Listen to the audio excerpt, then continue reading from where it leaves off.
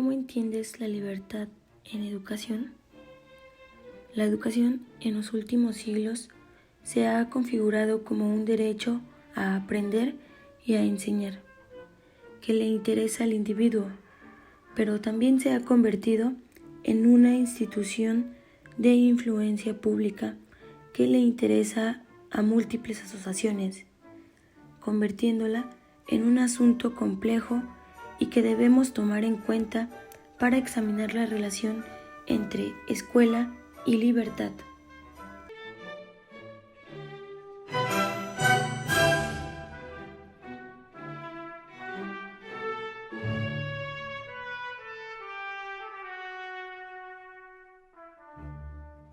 Ahora, ¿qué son las libertades y derechos públicos? Para ello, recordemos que el Estado moderno, periodo entre el Renacimiento y la Revolución Francesa, conllevó un proceso de centralización del poder, es decir, el Estado era el centro del poder y a su cargo y obediencia estaba, por ejemplo, el ejército, la burocracia, la justicia, Hacienda y otros, pasando de una monarquía autoritaria a una en la que se asienta el poder absoluto, lo que propició una tendencia en contra de la acumulación del poder absoluto en manos del Estado, tendencia que se desarrolló en el siglo XVIII con la Ilustración Europea y contundentemente con el parteaguas de la Revolución Francesa que dio marcha al liberalismo político. Esa nueva forma del Estado se caracteriza por dos rasgos fundamentales. Por un lado, las libertades públicas y los derechos que les respaldan, y por el otro la división de poderes, legislativo, ejecutivo y judicial. Esos fueron reproducidos mayormente por los países influidos por la revolución. Pero, ¿cómo se respalda? Bueno, espérate que a continuación viene un instrumento jurídico que persiste hasta hoy día, una norma suprema reguladora, que es la Constitución, con dos componentes esencialmente delimitados. Por un lado, la llamada parte dogmática con la Declaración de Derechos y Libertades y por el otro, la denominada parte orgánica, referida a la división de los poderes del Estado. Ahora bien, el Estado liberal en su esencia de liberalismo se encarga de 1. Con las llamadas libertades civiles, garantizar derechos que se afirman frente al Estado y que defienden esa esfera del individuo en la que los poderes públicos no deben penetrar, como en la libertad de expresión de pensamiento, de conciencia, de culto, de reunión, de elección de trabajo, de comercio, de propiedad, así también como el habeas corpus, es decir, no ser arrestado, detenido o maltratado por la voluntad arbitraria del poder, lo que Bourdieu denominó esfera de libertad-autonomía y la literatura política como libertades negativas. 2. Con las llamadas libertades públicas, promueve derechos que fundamentan la consideración del individuo como sujeto político, un ciudadano partícipe del poder. A este Bourdieu denominó libertad-participación, poniendo el ejemplo del derecho al sufragio.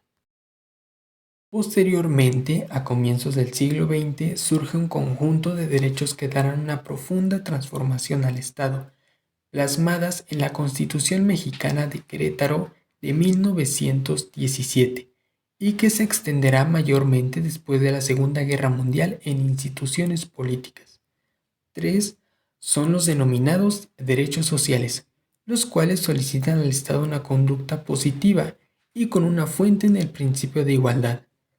Debido a la amarga experiencia del mundo occidental con los fascismos y comunismos, para la última década del siglo XX, estas tres mencionadas tenderán a unirse, lo que para el Estado implica simultáneamente una exigencia de un no hacer y una exigencia de hacer, a fin de proporcionar los mínimos de bienestar para todos, lo que supuso una fusión de un triple objetivo para el ciudadano, que también el neoliberalismo de los 80 del siglo XX incidió.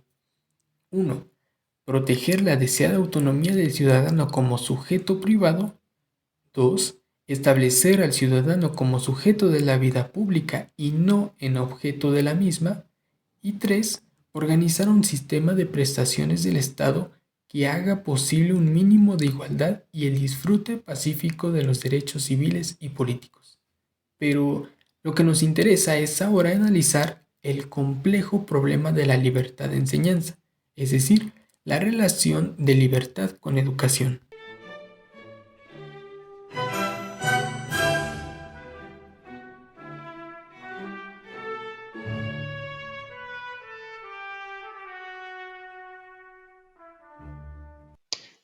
Ya que nos pusimos un poco en el contexto de la historia de cómo inicia esta libertad, pero realmente no hemos llegado a especificar qué tipo de libertades son. Podemos estar hablando de una libertad política, una libertad de educación, una libertad para padres, entre otras más. Pero podemos decir, claro, vemos a estas libertades como tal, pero realmente no nos hemos preguntado si son positivas o negativas, pues ante el caso de la educación, la libertad de enseñanza y de transmisión es de crear establecimientos privados y que el Estado no esté encargado. Ante los ojos de este, pues pueden verlo como una libertad negativa o de defensa. Sabemos que como personas nos brinden derechos y obligaciones, pero esto se nos considera a partir de que nacemos. Desde un inicio, desde nuestro primer día de existencia, se nos considera como ciudadano. Por ejemplo, en España, con la Constitución, fue uno de los primeros países en aplicar sus artículos establecidos y que actualmente han sido modificados. Pero realmente estos derechos como tal también llegan a ser funciones y obligaciones. Como en este enfoque va a ser educativo, tuvieron diferentes libertades y pensamientos, así como también otro tipo de ideales que actualmente en México las hemos visto aplicadas. Desgraciadamente, en otros países como Alemania y Francia, estos artículos llegaron muy tarde para poder aplicarse, aunque realmente no cambió su sistema, pero fueron un atraso en la historia de Europa. Envid Irujo nos dice, libertad negada, libertad tolerancia, se ha pasado a una libertad succionada. Se refiere a que ya no es tanto una libertad, sino a favorecer a alguien o a algo, por ejemplo, con los partidos políticos. Y es algo que realmente buscan el hecho de gobernar o de influir dentro del sistema. Podemos ver que en Europa es lo mismo que sucede en México. Hemos visto estas como por ciertas preferencias en los partidos políticos que están inclinados a sus propios ideales y que conocemos de derecha o izquierda. En el caso de derecha se encarga de la libertad de enseñanza para crear y dirigir centros educativos. En el caso de izquierda, pues va más a la defensa ante los nuevos regímenes y más libertad política. Una vez aclarado este tipo de ideologías, vamos a pasar a lo que el docente piensa. En este caso, el docente tiene más enfoque a las libertades. Por ejemplo, con los docentes universitarios. El docente debe pensar en enseñar a su manera con nuevas estrategias y tiene la libertad de no depender tanto del Estado y que esto ha ido en aumento y fortalece el pensamiento. Actualmente podemos ver en nuestras universidades cómo realmente hay docentes que han cambiado este tipo de pensamiento a llegar a evolucionar no más, dar un paso adelante, por así decirlo. Hemos visto docentes que han cambiado sus estrategias de aprendizaje con nuevas dinámicas, con más participación o de crear pensamientos más críticos respecto al entorno que sucede a nuestro alrededor, que realmente pues en política, si realmente manejaran esto a los docentes, pues sería algo muy negativo porque solo tendrían temas específicos del que hablar y realmente no se estaría construyendo como tal un pensamiento. Pues gracias a estas libertades se pudieron dar origen a dos leyes que ayudaron a la creación de dos espacios más en docentes, la ley de Guizot y la ley Falux. La ley de Guizot nace como el derecho de crear centros privados a nivel primaria. Esta fue la primera iniciativa que se tuvo en el país de Europa. Y la ley Falux es la ley de libertad de crear centros privados a nivel secundaria. En pocas palabras, podemos ver cómo este tipo de constitución, como estos derechos, nos han llegado a tener una perspectiva diferente, a hacer un cambio no solo de manera nacional de un solo país, sino que esto se ha ido transmitiendo de forma internacional.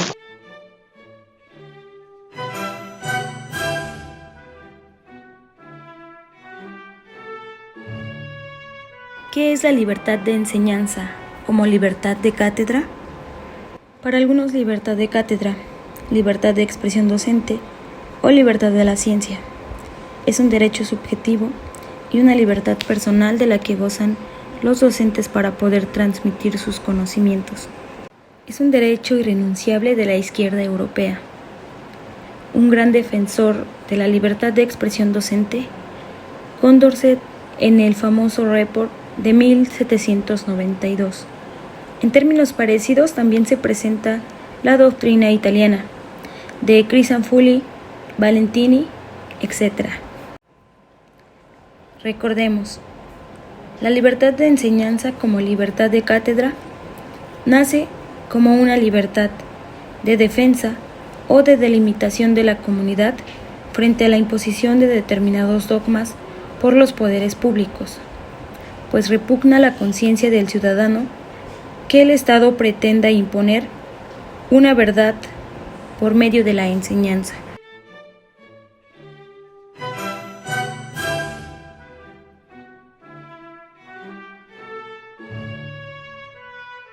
La libertad de enseñanza como libertad de elección de centro. Para finalizar, ¿ustedes saben qué es la libertad de elección de centro? No. Bueno, pues para empezar, debemos de señalar que la libertad de elección de centro forma parte esencial de un discurso neoliberal sobre educación, y es este fuertemente ideológico que lo presenta como un nuevo paradigma, pero que en realidad se está hablando de un fuerte dogmatismo que se integra como un elemento más del pensamiento único. La realidad es que la libertad de elección de centro siempre ha sido parte del conjunto de derechos que se supone que integran a la libertad de enseñanza, pero que ahora el mismo pensamiento neoliberal ha vendido la idea y lo centra en un discurso que es socialmente aceptado, como lo es que los padres y las madres de familia puedan elegir el tipo de educación que quieren que sus hijos e hijas reciban. Sin embargo, se trata de convertir a los centros educativos en empresas que obtengan el máximo rendimiento en el mercado de la educación. Las familias creen que son ellas las que eligen los centros para sus hijos e hijas, pero la realidad es que son los centros los que seleccionan a su alumnado de diversas formas. Una de ellas es ubicando sus centros en los barrios y zonas de clase media, media alta y clase alta, seleccionándolos por capacidad intelectual que garantice al centro el éxito en la competitividad por los resultados, expulsando o marginando a los que ponen en riesgo el éxito del centro por su bajo rendimiento o por su condición social. Asimismo, aceptan a los que tienen recursos que les garantice el negocio y la estabilidad económica.